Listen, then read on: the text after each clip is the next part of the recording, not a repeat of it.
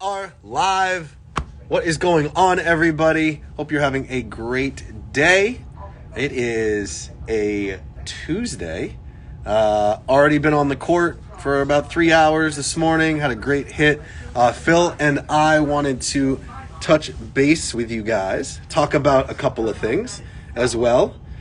Hi, Lucia. Your racket's all strong. I just set it up for you, so hopefully you got that. Phil's going to join me. We're going to talk about a bunch of stuff that's going on the Pro Tour. We got the French Open coming up. We got some really fun and exciting news for you guys at the club as well. And hopefully you guys have found a court today. It's beautiful outside. Looks like the sun is out there. And we got people getting rackets in the club.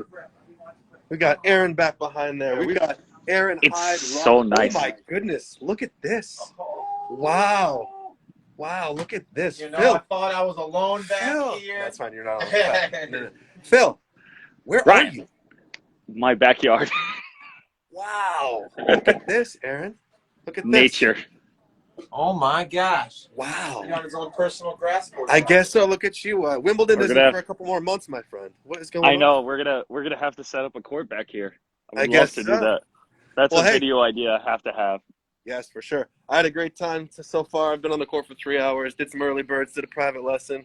We got some busyness going down there. Love it. Love it. Yeah, got some private lessons. We got some open courts down there. Just doing our thing over here at the club. What do you got going on today? What do I got going on? I have a big meeting with with Aaron after we chat for a little bit. What's that Yep. about? Can you talk about it? No, we can't. No, just talking about some stuff for next fall and Okay, good. and junior stuff, which we're excited about Love it. setting up and continue to retool the programs as best as we can here. Love it. Love it. Love it.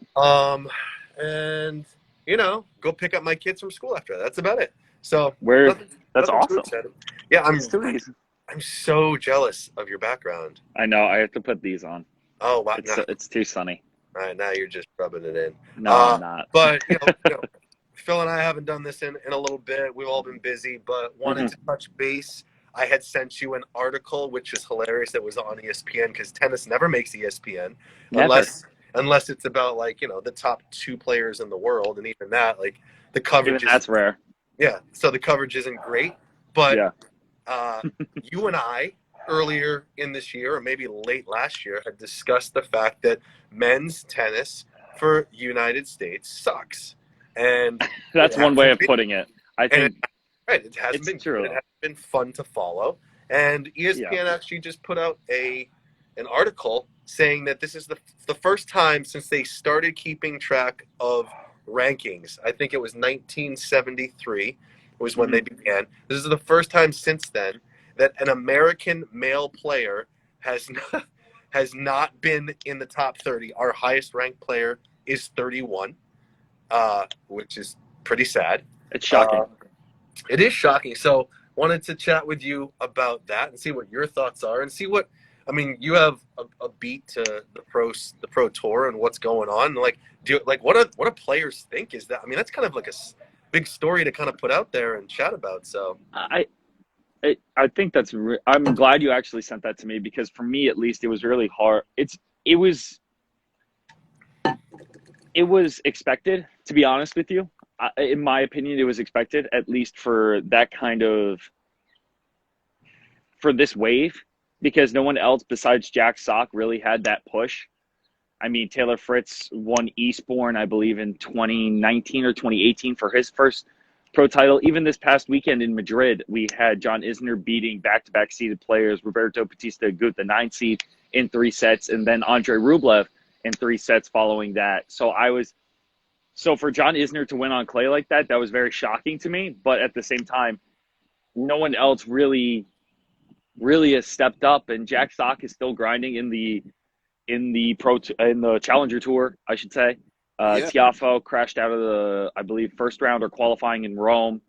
Riley Opelka crashed out in first couple rounds of Madrid. It's been hard to see men's American tennis. We have to correct ourselves there because there are plenty of American women that are doing really well. Jennifer Brady is one of them to talk about.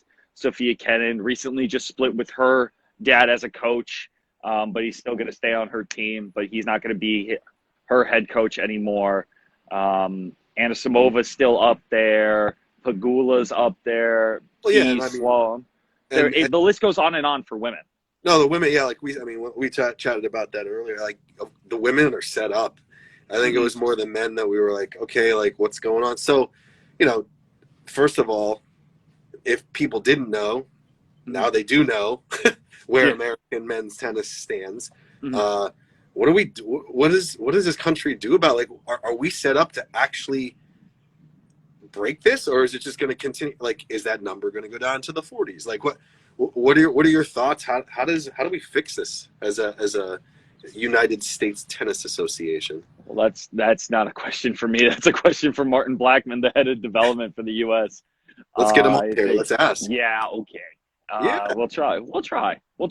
You should reach out and ask, because I should. I'd love to hear this because I think it's interesting, to say the least, how no one really has stepped up. At least in the juniors, there have been a couple people here and there, but it's never been a straight shot to the pro tour.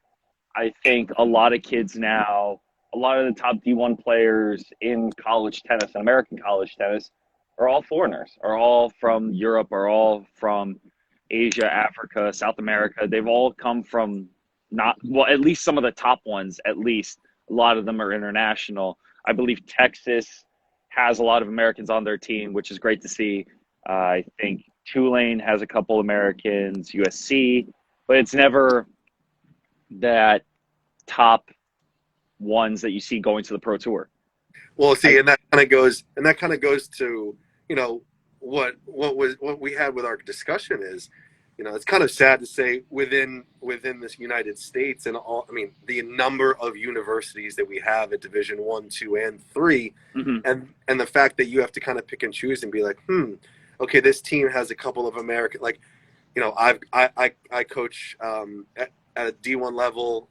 There are a ton of foreigners, and that's great for the sport. They're very, very talented players. But you get them coming from all over the world. Yeah. Where, not too long ago, maybe 20, 25 years ago, that wasn't necessarily the case. There were probably a lot more Americans playing. So it's just interesting to see and how maybe, I think one of the things we talked about was just options as kids growing up here in the United States as opposed 100%. to abroad. How tennis is probably held to a higher regard in those countries as opposed to here, where you've got a million. So many options. And it's never the top 5 options that you give. I think kids, when they first start playing, I think we only give them the option when they're young, as in like in a camp or where they play other activities. They never really put them into an activity that they necessarily want to do. I think a lot of players started out with parents telling them they have to play tennis or they have to play a certain sport. I remember my conversation with Alexander Bublik, a very flashy flair guy from Kazakhstan.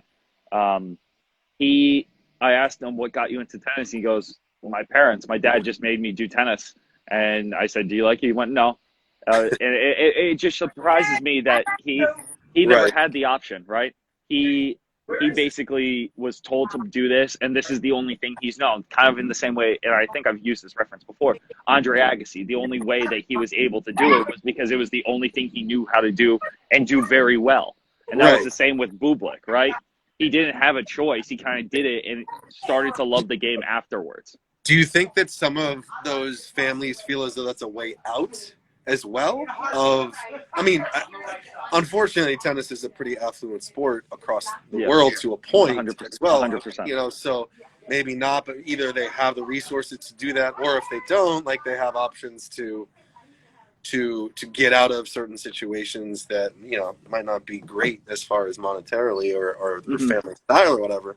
And that's not to say that we don't have that here in the United States as well. It's just, I think that's part of it. The other part of it is, are they getting different level instruction than we offer here at the highest level? Because, it's not like we don't have athletic people and players. So what is the difference? Like, is there someone in charge of women development as opposed to the men's development in the USTA? Because that's who I mean, that's our national. It's a governing body for Yeah. us, at least. And there's a stepping stone or like a plan that they put out to coaches. And I think that's very interesting how that you pointed out how some places may not have the resources, but we have all these places that have federations for tennis and can do really well. I know in Italy and Brazil, they have these foundations where they put kids into the right clubs, or if they have potential, they will sponsor people. They will sponsor kids to give them the opportunity to play at a higher level. And if they pay out, great. If they don't, they stop funding them. So I feel like as the U.S., for coaches at least, we have a blueprint of how it goes. We have a blueprint of what to do, how to start, suggestions on how to get a player involved or a young kid involved with the red ball, the orange ball, the green dot, the next gen level that we offer as well. Yeah. It's the U.S. set it up really well to make it easy for people to understand it and to get people more involved. But when it comes to competing, I think that's a whole different side that the U.S. is now lacking. Like, there's a lot of good players, but how do we make them the next competitive number 10 in the world? That isn't 6'11" and from Georgia, like John Isner. Or let's just go top 30 in the world right now. Exactly. Exactly. Just to get them into that literally third of the world's best players. I mean, let's think back. When is the last male player that we as tennis fans can hold on to that was a champion? Roddick? Are you saying champion as in like as a person or like Grand Slam titles? Someone who will help grow the sport by their achievements. So, I mean, you look for someone who wins a lot. Like, you think about it, like, is he the last American champion on the male side, on the men's side? Realistically, yeah. I think that's the biggest issue with the Americans. Like, after Roddick, we had Marty Fish, we had James Blake, we had who else did we have for a little bit? We had a lot of people. But even those players, they play. I mean, I don't know how high Marty Fish was, but I know James was top 10. James was top 5, wasn't he? Five. He was 4, he was 4. James was top 5. Yeah. He made a great living, and now he's trying to progress that. Shout out to the guy from Connecticut. Let's be real here. Right, exactly. So, it's very like, since then, we really haven't had anyone to gravitate to. Like, there's always been like young up and coming like players who may do something and they end up just like fizzling out, whether it's Jack Sock or even Tiafoe. I mean, I feel like he's not that old. How old is he? He's still younger than me. I think he's 23. Right. So it feels like, because maybe, are we bringing these players onto the tour too quickly? So I don't know. I mean, like, I feel like he's been around forever, but he's only 23. That's so young. Like, that's, I don't know. I don't know what the answer is, and we're not necessarily looking for answers. I think it's just a very interesting discussion to have. I would like to know, like, I think before I bring this up, when you say Tiafoe's been around for a while, a lot of these players have been around for a while because a lot of them started playing when they were 16. Right. They started like at least playing futures at 16, but they were still on the ITF junior circuit, right? A lot of them became number 1 in the junior circuit, then transitioned into the pros. A lot of them started just playing futures and challengers at 16, 18, like this young kid, Holger Ruen from Denmark. It's really something that a lot of players are now transitioning into, because not necessarily because it's the only thing they know, it's because it's the easiest way for them to climb up into the rankings, into that top 500 spot, to get into qualifying for 250s, to then get into the top 300, get into qualifiers for 500s. It becomes another level and makes it a lot easier for them to kind of transition into the bigger and bigger tournaments.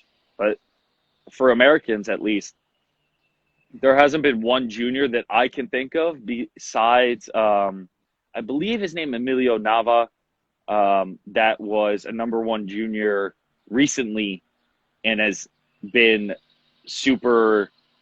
that hasn't made any noise on tour yet. So you're the president of the USTA.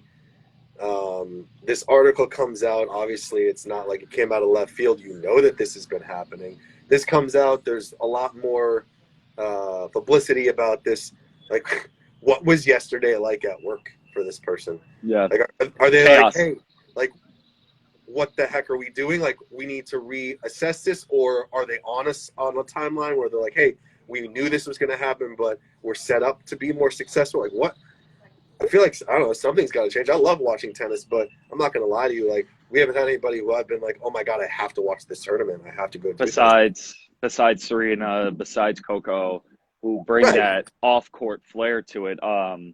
Even Tommy again, Paul, yeah. I feel like Tommy Paul should be someone that people are watching constantly just because of how aggressive and how cool his game is, at least in my opinion. I think in that scenario is really, I can't imagine being the president of USTA and not worry immediately Right. after they see these rankings. The ranking system alone right now is kind of up in the air because Berrettini still hasn't passed Federer in the top 10 rankings, and Federer hasn't played in a year, 2 years now. Mhm. So it's very different to see those rankings. So once this ranking system kind of levels out, maybe after this year, when hopefully the pandemic is over, it'll kind of see that transition of new talent up in the rankings. But I think it's scary because these players aren't developing the way they wanted them to. And I remember I did actually talk to Martin Blackman at Atlanta in 2019, and I asked him, why are all these American players like Jennifer Brady going to Germany and training there? Yes. Coco Gauff training out of the Mouratoglou Academy, something that we've talked about before. Yes. Why all these players are traveling away and don't necessarily use American coaches unless they're lower down in the rankings and they need the USTA to help them with their coaching ventures. Why are they going over there? So my immediate thought was their first job is to see why they're going over there. What are places offering besides just a name like the Mouratoglou Academy? I think that's just more of a name now. IMG used to be the powerhouse of tennis, right? It used to be where even Nishikori, Sharapova, the Williams sisters, like all these players went to the IMG Academy. All of them trained out of there. Madison Keys, Sloane Stevens, I can name a bunch. Yeah. But it becomes, what happened to that core group from these academies, and how did that become more of a foreign concept for the U.S.? And what was his answer to that question? It was in my opinion, it was a very corporate answer. So it's kind of that idea of like, we support our players wherever they go. We will try to do our best to give them what they need, what they require to get better as a player. But that's not answering my question. My question is, of course not. The question is, why are we lacking in the talent department to get players constantly in the top 50, 30, 20? Like, that's not what we want. No, right? and I think, that's a fair question, and that's something that if they haven't been looking at, they should be looking at. I know. It's ridiculous, and it's pretty sad and pathetic when we've had pretty good players for a long time. So and even I think Max Gao, a Canadian reporter, has done a lot of good photography and journalism work that's in the chat right now. Hi, Max. Good to see you. Canada is the perfect example. How is Canada doing so well, so consistently with Denis Shapovalov, Felix, Leila Fernandez, Bianca Andreescu? Like, why are all these players still continuously doing well, and they bring in more of a crowd than an American crowd? I'm not saying that's a good thing. I'm not saying that's a bad thing. Excuse me. I'm not saying that's a bad thing. But it seems like they've done just such a better job marketing, excuse my dog, than American tennis has for their talent. So, I mean, it sounds like they are better invested in their talents. Okay. Like 100, like full around the board rather than just focusing on talent. Like, I mean, I don't know. It's just sad. It's sad, but hopefully we can get back there. I think we just need to give it a little bit more time. We're kind of transitioning out of that John Isner era of being our top player Yep. and we're waiting for that next guy to be the consistent top 30. Yeah. Hopefully it can be Taylor Fritz. I think he's the closest one to it right now. Yep. Tiafoe can be a consistent 30 if he gets there, hopefully. Tommy Paul, Opelka, all these guys in that same age range should be getting there soon. It's just a matter of time, and hopefully after this pandemic, I'm not using it as an excuse, but it's the reality of it. It is. Like, hopefully they can get over this hump and actually consistently be in that top 30 spot moving forward. Well, always something interesting for you and I to track and to chat about. I thought it was just funny that we had this discussion a couple months ago, and then this ended up, kind of going. It became true. It actually became true. Unbelievable. Yeah. We'll pat ourselves. So besides that, we got some fun stuff. You are finishing up at the club before you go outside in a couple of weeks for the summer, which is exciting. We here are ramping up. We have our summer camps. Just wanted to talk quickly about what's going on at the club. Go for it. For anybody who watches this, because we got some fun stuff going. We have our summer camps that start at the end of June once the kids get out of school. That is actually being promoted right now, and we have early registration discounts. If you sign up by June 1st, we'll give you guys a pretty good discount on your weeks. You can either go on our website to sign up or call the club. So that's exciting. We have our boot camp for our adults that's starting tomorrow. We're doing that for the next 3 or 4 weeks. Highly recommend that. I see a lot of people showing up for that. That's awesome. That's definitely one that adults should try out. Yeah, we got a full sign up for Wednesday from 10:30 to 12:30. Love it. Really fun. Yeah, all the pros rotate the courts. It's a 2-hour clinic, fast paced. Every court gets half an hour with each pro, so that's fun. It's kind of nice to mix it up for that. So we got some good groups coming out for that. Awesome. We also have a couple other things. An email just went out today, but we want to let everybody know that over the next 3 weeks, we're going to be doing random flash sales. Flash sale as of right now until the end of the workday tomorrow at 8 p.m. because that's when we work here till 8 until 8 p.m. We have 15% off any restringing.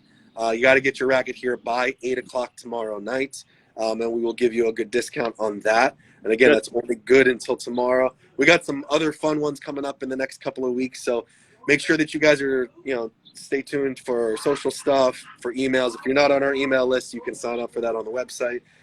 We also have a very exciting announcement. We have a new addition to our tennis pro staff. Giovanna Gaetano, I know that you know her. She's been doing some stuff here and there. She is coming on full time starting as of today, actually. There'll be an email that's going out and some social stuff about her. Fantastic. She's got a bio. Yep, got a bio up on the website. Awesome. Got an email going out to introduce her. And she has a special for this month and the next month for June, $60 private lesson for an hour. Wow. Yep, awesome deal. She's an awesome girl. 100%. A lot of experience. Yep, very sweet. So really good player. So for all you players who are looking, to try out a new pro or to come out here at the club and you haven't been here before, you're looking for a female pro, she's awesome. So 100%. So that stuff's going out as well. And just working on some summers. Like I said, we got our summer camps going. 2 sites here at the club, and then we also have an outdoor site at St. Joe's in Trumbull. That's going to be fun. Yep, that's going to be fun. So all the weeks are starting to fill up. So just make sure that if you guys are listening and you're interested in doing stuff for your kids, we got red ballers all the way up to high performance as well. So, and like I said, check out social. We've got a promo video going up. Also, if you do venture to Big Y down the road here, we have 15-second slots that go up on their TVs that will be running. Whoa! Oh, yeah. It's official. It is official. You might be on one of the videos, Philippe. Wow. I'm going to be on an advertisement. Crazy. We should get a billboard. Exactly. But besides that, we're doing well. Good. You guys are around the area. Make sure to stop in. We're We're always active here, always here to answer any questions, answer the phone you guys need. Pickleball stuff, renting courts when it rains. Obviously, it's nicer outside, so most people are playing outside, but we're still super busy and just gearing up for the summer. So 100%. I would highly recommend you guys go checking out their website. You can click the link in their profile right now. Yep. I'm excited for you guys. I think my last day is going to be the 25th or that weekend. Yep. But hopefully it's going to be fun. Hopefully I'll still be around this summer for you guys as well if you need me. Oh, yeah, we'll see you. We can't stray too far. Hopefully we can put this conversation up on our YouTube page, our YouTube channel, I should say. This would be a great conversation to put on our YouTube channel as well. Yeah. I think that would be a lot of fun. So hope everyone is staying safe. Wear a mask. Get your vaccine. It's safe. Wear a mask. Yes, right there. And I hope everyone has a great. Yeah, or be outside. Just be outside. Or just be outside. I'd rather be where you are than inside with my mask on. I looked behind me. I'm like, oh wow, this is actually this doesn't really look real, does it? It looks like amazing. Okay. There you go. You've never looked better, Philip. Thank you. I appreciate that. You too, Ryan. Love the mask. Yeah, love it. All right. Hey, everybody, have a great day. Find a tennis court. Go be active. We'll talk to you later. Go be active, guys. Bye, guys.